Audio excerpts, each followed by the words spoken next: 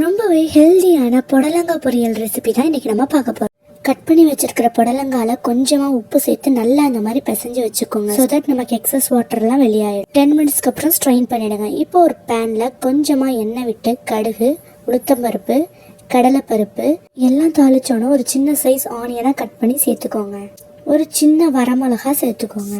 கொஞ்சமாக கருவேப்பிலை சேர்த்து நல்லா கிளறி விட்டுக்கோங்க. இப்போ நம்ம ஸ்ட்ரெயின் பண்ணி வச்சிருக்கிற புடலங்காவை இதில் ஆட் பண்ணிக்கோங்க. ஒரு 2 நிமிஷம் இந்த புடலங்காவை நல்லா வதக்கி விடுங்க. கொஞ்சம் வதங்கினதுக்கப்புறம் இதில் ஒரு 1/2 டீஸ்பூன் மஞ்சத்தூள், 1/2 டீஸ்பூன் ஜீரகத்தூள் ஆட் பண்ணிக்கோங்க. ஒரு தடவை மிக்ஸ் பண்ணி விட்டு இதை மூடி போட்டு ஒரு 10 நிமிஷம் வேக விடுங்க. இது நல்லா சாஃப்டாக வெந்ததுக்கப்புறம் ஒரு கைப்பிடி நிறைய தேங்காவை துருவி இதில் ஆட் பண்ணிக்கோங்க. தேங்காய் ஆட் பண்ண உடனே ஸ்டவ் ஆஃப் பண்ணி ஒரு தடவை நல்லா கிளறி விட்டிங்கன்னா நம்ம சூப்பரான ஹெல்தியான புடலங்காய் பொரியல் ரெடி. நீங்களும் உங்கள் வீட்டில் ட்ரை பண்ணி பார்த்துட்டு எப்படி இருந்துச்சுன்னு எனக்கு கமெண்ட் பண்ணுங்கள். நெக்ஸ்ட் வீடியோவில் மீட் பண்ணலாம். பாய்.